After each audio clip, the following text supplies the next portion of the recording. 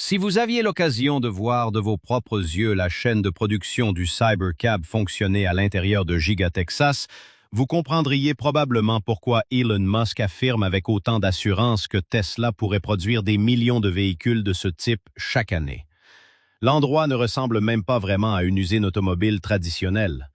On dirait plutôt une gigantesque machine à imprimer de l'argent. Le Cybercab est pourtant le véhicule le plus simple jamais développé par Tesla, avec plus de 50% de pièces en moins qu'une Model 3, seulement 2 sièges, aucun volant, aucune pédale et énormément d'espace pour les bagages. Mais ce qui est surprenant, c'est que sa chaîne de production est plus complexe et plus différente que tout ce que Tesla a construit jusqu'à présent. L'entreprise ne s'est pas contentée de reprendre ses anciennes méthodes de fabrication pour les adapter à ce nouveau modèle.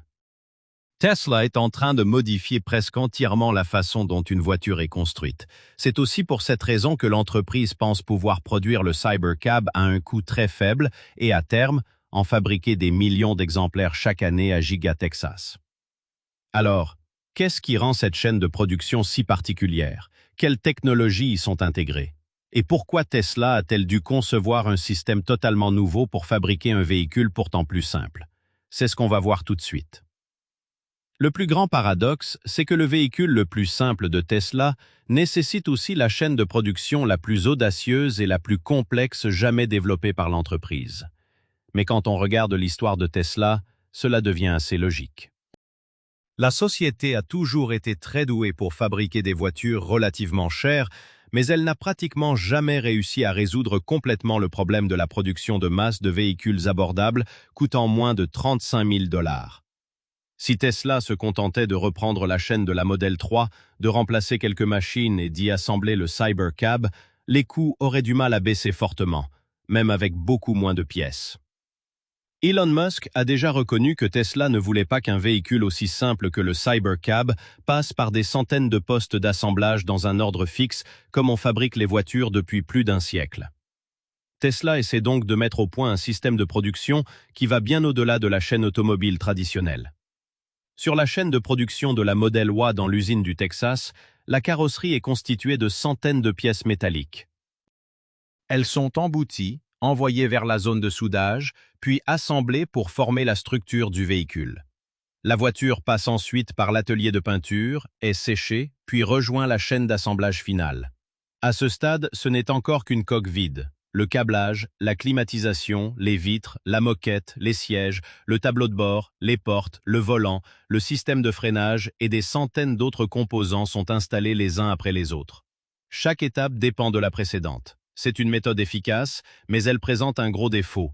Dès qu'un seul poste rencontre un problème, toute la partie suivante de la chaîne peut être affectée. Un robot de soudage qui s'arrête, une pièce qui arrive en retard ou un problème de connexion électrique peuvent créer un goulot d'étranglement. Quand une usine produit des centaines de milliers de véhicules par an, quelques secondes perdues à chaque étape peuvent finir par représenter des milliers d'heures gaspillées. Tesla l'a parfaitement compris pendant la période qu'Elon Musk avait appelée « l'enfer de la production » lors de la montée en cadence de la Model 3. À l'époque, Musk pensait qu'un niveau d'automatisation extrêmement élevé pouvait résoudre presque tous les problèmes.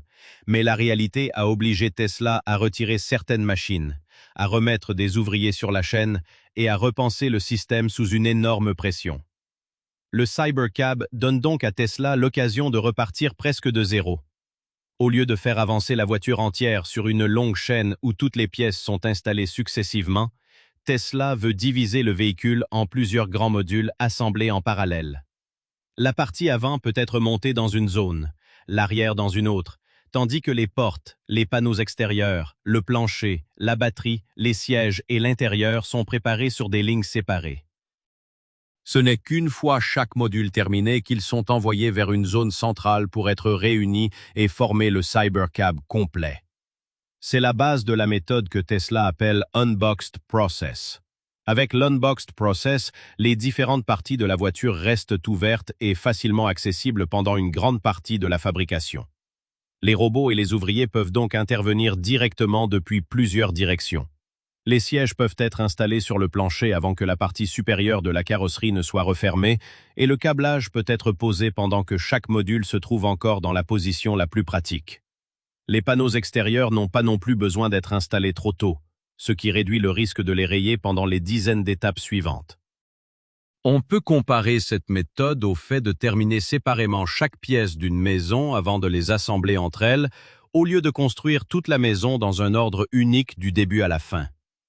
En théorie, cela permet de réduire la surface nécessaire dans l'usine, de raccourcir les déplacements des pièces et de faire fonctionner plusieurs opérations en même temps. Si une branche de production rencontre un problème, les autres peuvent continuer à fonctionner pendant un certain temps au lieu que toute la chaîne s'arrête immédiatement. Mais c'est aussi là que les choses deviennent vraiment compliquées. Assembler chaque module séparément n'est pas le plus difficile. Le vrai défi, c'est de faire en sorte que tous les modules arrivent au point d'intégration exactement au bon moment, au bon endroit et avec des tolérances extrêmement faibles. C'est pour cette raison que, même si Tesla a présenté ce concept dès 2023, l'entreprise n'avait achevé qu'environ 70% de la chaîne de production en 2026. Tesla a passé plus de 3 ans à calculer la vitesse, le taux de fonctionnement et les tolérances de chaque module à l'échelle du millimètre.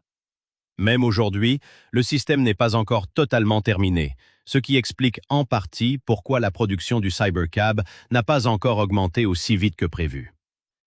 On ne parle plus seulement de fabriquer une voiture, mais de synchroniser des milliers de robots, de capteurs, de contrôleurs et de systèmes de transport pour qu'ils fonctionnent comme une immense horloge.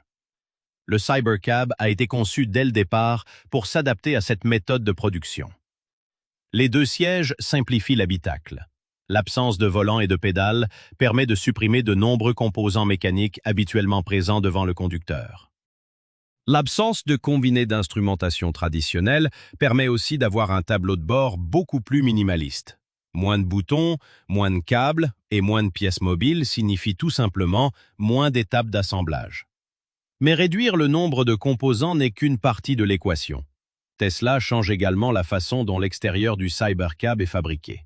L'une des caractéristiques les plus visibles du véhicule est sa couleur dorée très particulière. Les premiers prototypes utilisaient une finition doré mat, tandis que la version destinée à la production est passée à un doré brillant. Mais le point important, c'est que cette couleur pourrait ne pas être obtenue avec un procédé de peinture traditionnel comme sur les modèles Y ou modèle 3. À la place, la couleur pourrait être directement créée pendant la fabrication des panneaux extérieurs grâce à une technologie appelée Reaction Injection Molding ou RIM. Si cette méthode fonctionne comme prévu, Tesla pourrait supprimer une grande partie du processus de peinture dans la fabrication du Cybercab.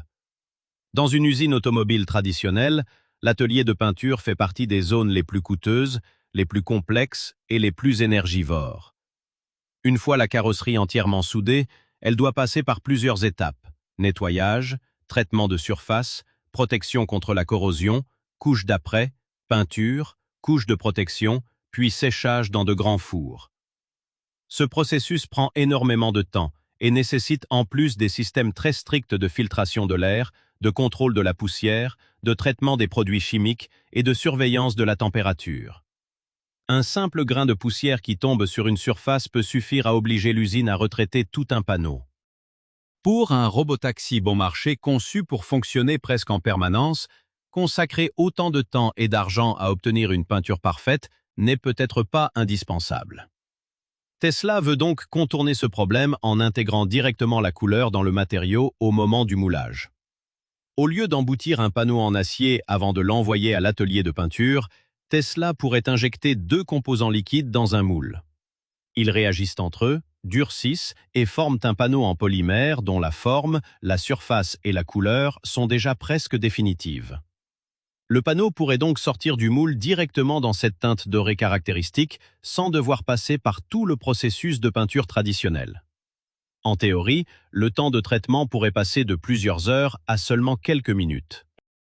Quand le RIM est associé à l'unboxed process, les panneaux extérieurs peuvent être moulés, contrôlés et finalisés séparément, puis installés sur la voiture seulement vers la fin de la chaîne. Cela réduit fortement le risque que leur surface soit rayée pendant que les robots et les ouvriers installent l'intérieur, le système électrique ou les différents composants mécaniques. Mais le RIM pose encore plusieurs défis. Les panneaux en polymère doivent résister à une forte exposition au soleil, aux températures élevées, au froid, aux projections de pierre, aux produits utilisés dans les stations de lavage et à des milliers de cycles de chaud et de froid tout au long de la vie du véhicule. La couleur doit également rester parfaitement uniforme entre des panneaux fabriqués à des moments différents. Si une porte présente une teinte légèrement différente de celle du reste de la carrosserie, cette différence peut devenir très visible sous certains éclairages. Environ 500 Cybercab seraient actuellement en phase de test dans plusieurs États américains. Certaines flottes auraient déjà commencé à fonctionner sans conducteur à bord. Mais pour un robot-taxi, fabriquer le véhicule n'est qu'une partie du problème. Tesla doit également trouver le moyen de faire en sorte que la voiture puisse transporter des passagers pendant de nombreuses heures chaque jour. C'est pour cette raison que l'entreprise développe de systèmes de nettoyage automatisés. Si de la nourriture reste coincée sur un siège, si des déchets traînent au sol ou si de la boue recouvre une caméra, le véhicule ne devient pas seulement désagréable pour les passagers, cela peut aussi poser un problème de sécurité. Tesla travaille donc sur un système de nettoyage à 2 niveaux. Un premier système rapide directement intégré au véhicule et un second système de nettoyage approfondi dans des centres spécialisés. Sur le Cybercab, de petits jets pourraient être installés près des caméras. Lorsque les capteurs détectent de la saleté, le système pourrait projeter presque immédiatement un liquide de nettoyage ou de l'air comprimé sur l'objectif. On peut voir cela comme une sorte d'essuie-glace conçu pour les yeux de la voiture. Grâce à ce système, le Cybercab n'aurait pas besoin de retourner dans un centre de service simplement parce qu'une caméra est un peu sale. La partie encore plus intéressante concerne les robots chargés de nettoyer l'intérieur dans des centres dédiés. Une fois une course terminée, ou lorsqu'un nettoyage devient nécessaire, le Cybercab pourrait retourner tout seul à la station. Les portes s'ouvriraient alors et un bras robotique industriel entrerait dans l'habitacle. Ce bras pourrait changer automatiquement d'outil en fonction de la tâche à effectuer. Un embout pourrait aspirer les déchets, la terre et les miettes de nourriture. Une pince pourrait récupérer une bouteille d'eau ou un sac oublié par un passager, tandis qu'un tampon doux pourrait nettoyer les sièges, les poignées de porte et l'écran tactile sans les rayer. L'ensemble du processus pourrait être entièrement automatisé, sans qu'un employé ait besoin de rester à côté. Ensuite, le véhicule pourrait passer par des stations de lavage spécialement conçues. Il ne s'agirait pas de stations de lavage classiques, mais d'installations développées spécifiquement pour la flotte de Cybercab. La voiture entrerait seule dans une voie de lavage couverte où des systèmes utilisant de l'eau, du savon et des brosses nettoieraient toute la carrosserie, les roues et les zones difficiles d'accès. Ensuite, le véhicule pourrait recharger sa batterie, passer un contrôle technique rapide, puis repartir directement en service. Une même installation pourrait même combiner le nettoyage, la recharge et l'inspection au même endroit afin de réduire au maximum le temps pendant lequel le véhicule reste immobilisé. La raison pour laquelle Tesla investit dans un système aussi complexe est très simple. Un robotaxi doit fonctionner le plus grand nombre d'heures possible chaque jour pour générer des revenus. Si une voiture sale doit systématiquement attendre qu'un employé vienne la nettoyer, elle perd du temps d'exploitation et les coûts de main-d'œuvre augmentent. Un système automatisé permet de garder les véhicules propres, de maintenir les caméras en bon état de fonctionnement et d'offrir un habitacle agréable aux passagers. Tesla pourrait même facturer des frais supplémentaires aux utilisateurs qui salissent fortement le véhicule, par exemple en renversant de la nourriture ou en vomissant à l'intérieur, ce qui inciterait les passagers à mieux respecter la voiture. Pour le dire simplement, Tesla est en train de créer toute une équipe d'agents de nettoyage robots, toujours prête à maintenir sa flotte de taxis autonomes en activité. Le Cybercab n'est donc pas simplement une nouvelle voiture. Tesla conçoit en même temps tout le système de production, d'exploitation et de maintenance qui va l'entourer. Entre l'unbox process, l'assemblage parallèle des différents modules, la technologie RIM qui intègre directement la couleur dans le matériau, les robots de nettoyage et les centres de service automatisés, tout poursuit le même objectif. Réduire le nombre d'étapes, gagner du temps, diminuer les coûts de main-d'œuvre et garder le véhicule sur la route le plus longtemps possible. Si ce système réussit à fonctionner de manière stable à grande échelle, le Cybercab ne sera pas seulement un robot-taxi de plus sur le marché. Il pourrait aussi devenir le test le plus important jamais réalisé pour l'ambition de Tesla de changer complètement la façon dont les voitures sont fabriquées. Voilà pour cet épisode. Si vous aimez découvrir comment Tesla transforme des idées audacieuses en machines bien réelles, pensez à laisser un pouce bleu et à vous abonner à la chaîne. On continuera à explorer les technologies et les innovations qui sont en train de façonner l'avenir.